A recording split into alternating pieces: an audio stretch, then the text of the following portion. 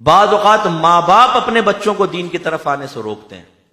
اگر والد صاحب حرام کاروبار کر رہے ہیں، گھوچے لگاتے ہیں، جھوٹ بول کر غلط طریقے سے لوگوں سے فراڈ کر کے پیسہ کما رہے ہیں، اس سے بنگلہ لیا ہوا ہے، بڑی سی گاڑی ہے، زبردست لائف سٹائل ہے، اور بچہ کسی اچھے نیک لوگوں کے پاس بیٹھ کر ارادہ کر چکا ہے کہ میں حرام کی طرف نہیں بڑھوں گا، اور وہ اس پاکیزہ ارادے کا اظہار باپ کی طرف کرتا ہے، تو باپ تماچا کھینچ کے مارتا ہے. بغیرت، یہ سارے عیش جو ہے نا، یہ اوپر کی کمائی سے کم ہے اور نیچے کی کمائی سے زیادہ ہے بیٹا.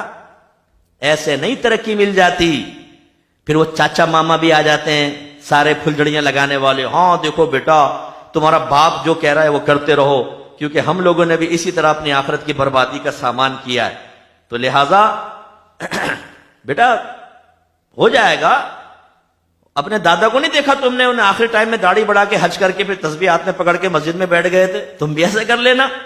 ابھی تو کماؤ، حرام کرو، اللہ کو ناراض کرو، رسول کو ناراض کرو. بس مسجد میں نعت خوانی میں آ کے بیٹھ جانا، صلاۃ و سلام پڑھ لینا، 12ویں میں 10-20 دیگے پکا لینا. بیٹا حرام مت چھوڑو. اگر ایک دوست حلال کاروبار کرے اور بظاہر اس کے کاروبار میں تنزلی آ جائے تو حرام کام کرنے والا اس کو آگے ٹانٹنگ کرتا ہے.